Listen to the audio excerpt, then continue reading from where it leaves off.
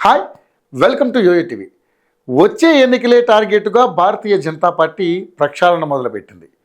ఈసారి ఎన్నికల్లో అనుకున్న టార్గెట్ రీచ్ అవ్వకపోవడంతో మోడీ సర్కార్ కీలక నిర్ణయాలు తీసుకుంటుంది. ఇప్పటికే జమిలీ ఎన్నికల కోసం అన్ని సిద్ధం చేస్తోంది. దీనిపై ప్రతిపక్షం బీజేపీ మధ్య మాటల యుద్ధం నడుస్తోంది. ఇదిలా ఉండగానే పార్టీలో మార్పులు చేయాలని చూస్తుంది. ముఖ్యంగా పార్టీని జాతీయ స్థాయిలో నడిపే రథసారథి కోసం కసరత్తు చేస్తుంది. ప్రస్తుతం కమలం జాతీయ అధ్యక్షుడిగా జేపీ నడ్డా ఉన్నారు.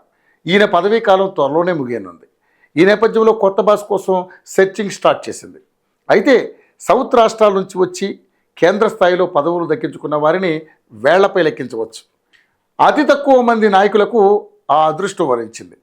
బంగారు లక్ష్మణ్ తెలంగాణ నుంచి బీజేపీ నేషనల్ ప్రెసిడెంట్ అయ్యారు. ఆయన కొద్ది కాలమే ఆ పదవిలో ఉన్నారు. ఆ తర్వాత ఏపీకి చెందిన ఎం వెంకయ్య నాయుడుకు ఈ కీలక బాధ్యతలు అప్పగించారు. ఇప్పుడు మళ్ళీ చాలా ఏళ్ల తర్వాత తెలుగు నాయకుల్లో ఒకరికి అవకాశం దగ్గపోతుందని టాక్ వినిపిస్తుంది. ఇందులో ప్రధానంగా ఇద్దరు ముగ్గురు పేర్లు వినిపిస్తున్నాయి. వారిలో ఒకరు వారణాసి రామ్ మాధవ్. ఆయన గోదావరి జిల్లాలకు చెందినవారు. అమలాపురం నుంచి వచ్చి ఆల్ ఇండియా లెవెల్లో అగ్రనేతగా ఉన్న ఆయన ఉన్నత విద్యావంతుడు. అంతేకాదు ఎలక్ట్రికల్ అండ్ ఎలక్ట్రానిక్స్లో ఇంజనీరింగ్ పూర్తి చేశారు. మైసూరు యూనివర్సిటీలో రాజనీతి శాస్త్రంలో పీజీ చేశారు.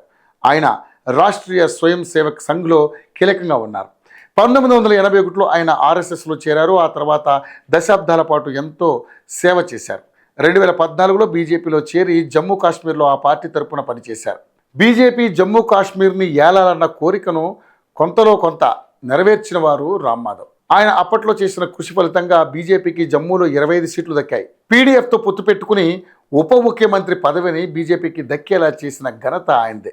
ఇక ఈ ఏడాది జమ్మూ అండ్ కాశ్మీర్లో జరిగిన ఎన్నికల్లో బీజేపీకి 29 సీట్లు దక్కడంతో పాటు ఓట్ల శాతం పెరగడానికి కూడా రామ్ మాధవ్ వ్యూహాలే కారణమని అంటున్నారు. ఇవన్నీ పక్కన పెడితే ఆయన ఏపీలో టీడీపీతో బీజేపీ పొత్తుని మళ్ళీ కలిపి కేంద్రంలో మూడోసారి మోడీ ప్రధాని కావడానికి తన పరోక్ష సహాయం అందించారు అన్నది కూడా చెబుతారు.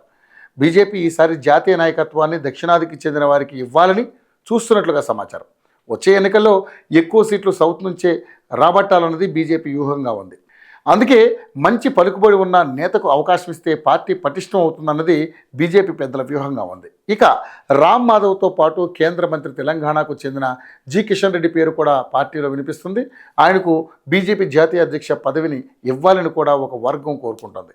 అయితే కేంద్ర మంత్రిగానే ఉండేందుకు కిషన్ రెడ్డి ప్రయారిటీ ఇస్తున్నారని అంటున్నారు. మరోవైపు ఆర్ఎస్ఎస్ మాత్రం రామ్ మాధవ్ పేరునే ప్రతిపాదిస్తున్నట్లుగా తెలుస్తోంది. అన్నీ అనుకూలిస్తే కొత్త ఏడాదిలో రామ్ మాధవ్ బీజేపీ జాతీయ ప్రెసిడెంట్ అవ్వడం ఖాయంగా కనిపిస్తోంది.